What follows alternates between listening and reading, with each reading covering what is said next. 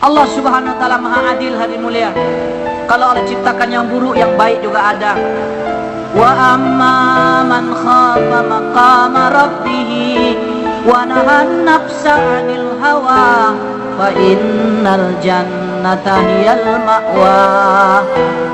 Adapun orang yang takut kepada makam Tuhannya, mereka menahan hawa nafsunya kecuali sesuai dengan perintah Allah dan Rasulnya, fa innal jannata hiyal ma'wa.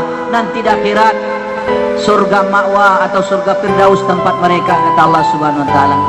Di sana hadirin mulia dikatakan ya ahlal jannah, hai penduduk surga, kata Allah, mulai hari ini antahyauna wala tamutu abada, kamu akan hidup, tak akan mati-mati lagi selama-lamanya.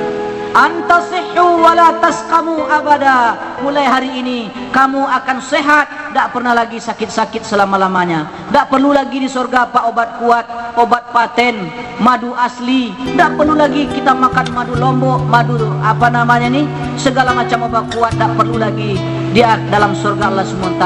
Saya kurang-kurang dai, dalam salah satu riwayat hadirin mulia, saya kurang-kurang dai Allah nanti kalau dia mati dengan kerja dakwah Nabi ini 2,5 juta kata ulama kita akan dikasih istri oleh Allah SWT.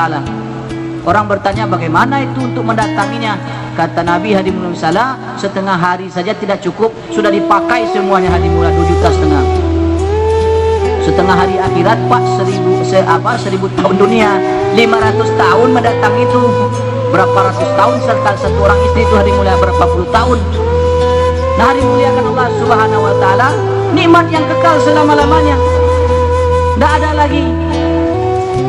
lagi gundah gulana sedih. Masya Allah hadirin, dikatakan dalam riwayat khusus 5 perkara, 5 nikmat sebelum orang masuk surga dikasih Allah 5 nikmat nanti hadirin mulia. Belum masuk surga ada 5 dikasih Allah. Yang pertama hadirin mulia Allah Subhanahu wa taala, orang yang masuk surga Allah Subhanahu wa taala akan berikan, akan jadikan tubuhnya, jasadnya seperti Nabi Adam, 60 foot 70 foot tingginya hadirin mulia. Berapa 1 meter itu berapa foot kira-kira itu? 2-3 foot kan? 2 foot kurang lebih. Nah kalau 70 foot berapa bagi 35 meter tuh badan kita. Jadi bapak jangan mengejek saya ini kalau pendek di dunia ada masalah. Kalau nanti saya masuk surga saya lebih tinggi dari bapak kalau bapak ada masuk surga. Jangan ngejek-ngejek orang pendek pak, ya kan? 70 foot kata Nabi hadirin mulia tingginya nanti di akhirat. Asalkan teristiqomah saja di usaha Nabi ini hadirin mulia. Bersedia insyaallah 70 foot seperti Nabi Adam. Ini pertama, belum masuk surga ada dapat nih sama kita hadirin mulia. Yang kedua kata Nabi, disebutkan dalam hadis, hadiah bagi orang yang akan masuk surga, wajah mereka hadirin mulia kan musala akan Allah beri seperti Nabi Yusuf alaihissalam. Allahu akbar. Wajah Nabi Yusuf hadirin mulia, berpuluh ribu wanita Mesir ketika itu termasuk Zulaikha, wanita paling cantik istri raja ketika itu, yang dipotong bukan mangga hadirin tapi jari-jari mereka. Diceritakan betapa gantengnya wajah Nabi Yusuf alaihissalam. Hadirin diceritakan satu hari ketika Nabi Yusuf berada berdua saja di rumah, disuruh kunci pintu semua, wa ghallaqatil abwab, disuruh kunci semua pintu hadirin mulia. Wa qalat haytalak, aduh celakanya saya, kalau tidak dapat saya perkosa Yusuf hari ini, celaka saya, kata Zulaikha. Walaqad hammat bihi wa hamma biha, sebenarnya ketika itu Yusuf juga ada rasa kepada Zulaikha nih, memang cantik wanita nih.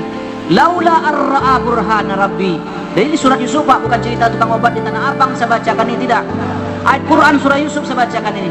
Laula ar-ra'a burhana rabbi, sekiranya dia tidak melihat tanda-tanda kebesaran Allah ataupun ketakutan kepada Allah, dia juga saling mau hadirin mulia, ingin untuk saling memperkosa.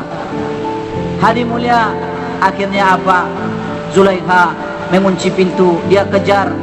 Wanita pak kalau sudah kadung malu, dia tidak malu lagi. Ditarik Yusuf hadirin mulia. Akhirnya koyak Nabi Yusuf di bajunya bagian belakang. Ketika bajunya koyak, raja datang hadirin mulia, kepergok ketangkap basah.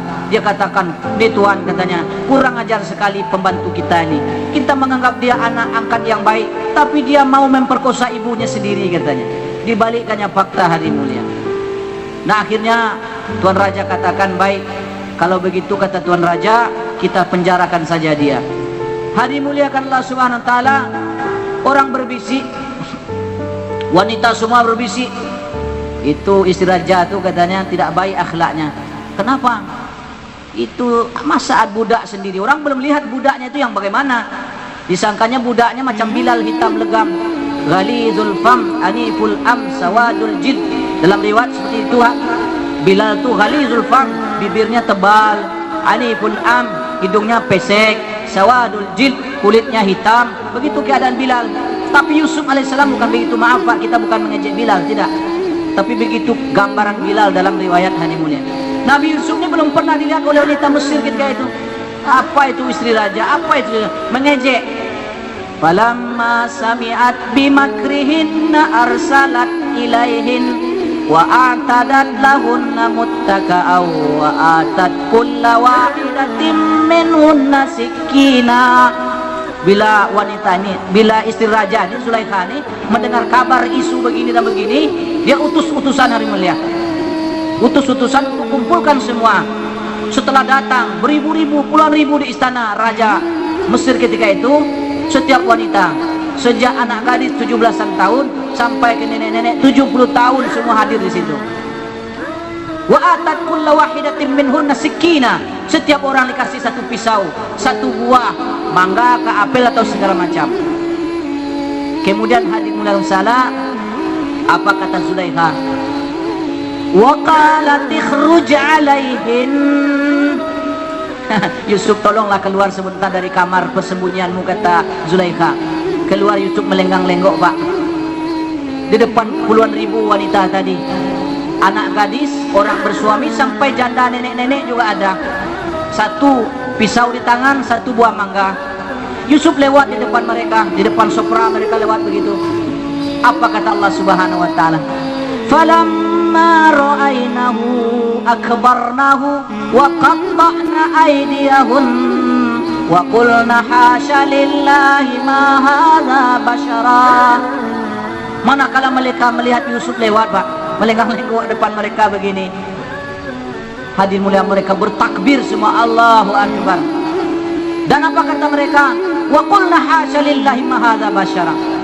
Kalau begini memang bukan gila Zulaikha ini. Tak tahu hadirin mulia salah, ini bukan manusia, kata wanita tersebut. Hadza malakun karim, ini malaikat yang mulia turun dari langit.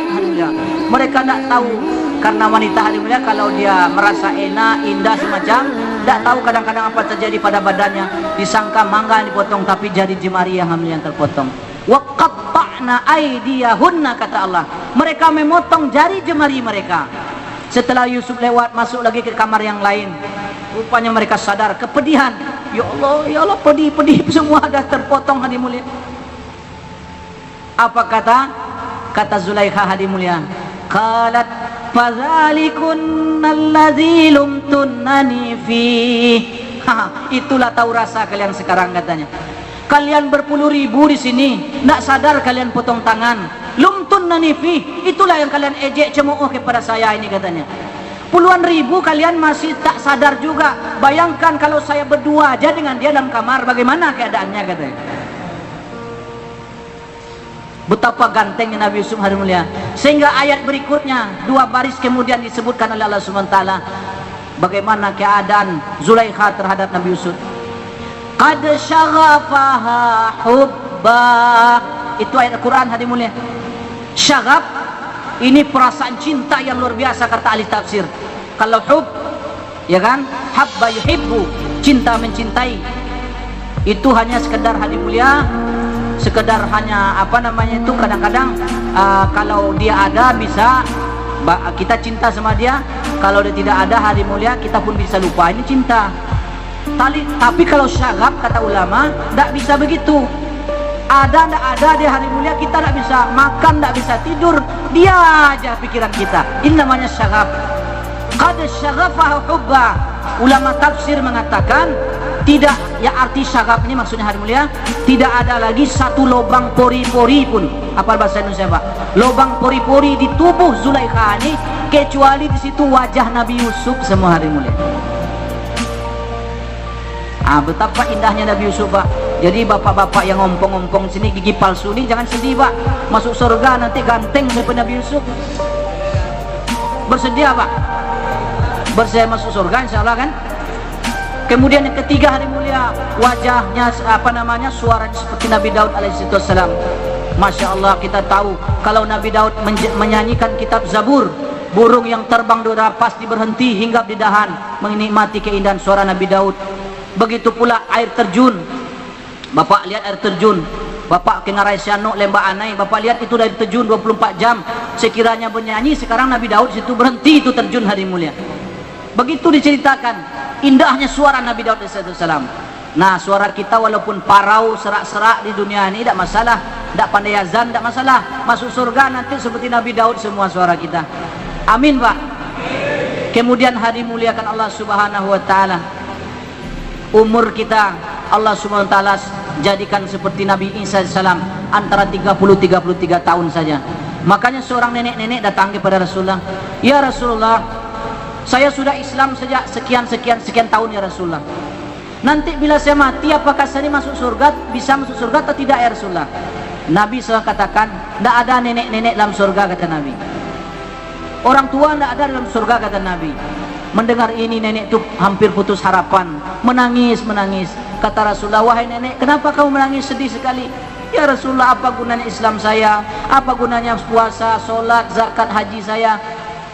Kalau memang orang tua nanti tidak ada masuk surga, Nabi katakan yang mulia, wahai nenek, nenek nanti akan dimasukkan oleh Allah ke dalam surga, tapi seperti satu benda dimasukkan ke pabrik, dipermak balik. Ini keriput-keriput ini kata Nabi tidak laku di surga. Ompong-ompong ini tidak laku, bau ketiak ini tidak laku kata Rasulullah. Tidak perlu minyak wangi lagi untuk dioles-oleskan. Sana nanti bau ketiak kasturi kata Rasulullah. Bau kasturi pak keringat kita. Bau kasturi keringat di sana, baru senang di hari mulia. Umur seperti Nabi Yusuf, supaya betul-betul dinikmati betul surga di hari mulia. Dikatakan, faja'alnahunna insya'a, kami jadikan mereka itu wanita-wanita surga kata Allah, berkembang terus, tambah maksudnya tambah indah, tambah cantik, tambah indah, tambah cantik, hari ke hari istri-istri di surga hari mulia. Uruban atraba, dalam surah Al-Waqiah, wanita surga itu kata Al-Quran mempunyai dada yang besar katanya. Berapa besar itu Allah yang tahu hari mulia. Tahu betul Allah selera manusia nih hari mulia. Allah paham betul selera tablik, selera orang dai tablik ini paham Allah. Sudah disiapkan kian oleh Allah pak. Tinggal kita istiqomah aja 4 bulan tiap tahun lagi nya. Maka terakhir hari mulia, Allah tidak cukupkan sampai kian, Allah berikan akhlak seperti Nabi sallallahu alaihi wasallam. Badan walaupun besar pak, wajah walaupun indah, ganteng, tampan, cantik, suara walaupun merdu, indah. Begitu pula umur walaupun setengah tua ataupun di atas remaja sedikit, tapi kalau tidak punya akhlak Nabi SAW, kurang sempurna manusia pak. Nanti akhlak kita semua seperti Nabi. Makanya Allah katakan, salamun qaulam mir rabbir rahim, salamun qaulam mir rabbir rahim, salamun salam. Perkataan akhlak Nabi pak hanya salam saja, salam, tidak ada dendam dan benci pak. Karena dikatakan dalam hadis, Rasulullah SAW lan yantaqim li nafsihi abadan fi hayatihi. Nabi tidak pernah balas dendam untuk dirinya sampai beliau wafat. Tidak pernah balas dendam. Lempar dengan batu, kasih pisang balasannya hari mulia. Nah, ini akhlak Nabi SAW. Nah hari muliakan Allah subhanahu wa ta'ala, inilah usaha dakwah, usaha yang membawa kemenangan dunia akhirat. Kalau usaha benda-benda dunia pak, tidak usah kita ceritakan, sering kita dengar dari masyayikh. Usahanya Qarun, usahanya Fir'aun, usahanya Haman, Shaddad dan sebagainya, kita sudah jelas semua bagaimana manfaatnya dan mudaratnya hari mulia. Kaum Sabah, kaum Ad, kaum Samud, kaum Madian, semuanya hari mulia sudah jelas dalam Quran. Begitu pula hari mulia para pengikut-pengikut Nabi, walaupun jumlah mereka sedikit, walaupun mereka orang-orang lemah, tapi mereka buat usaha dakwah seperti Nabi. Bagaimana mereka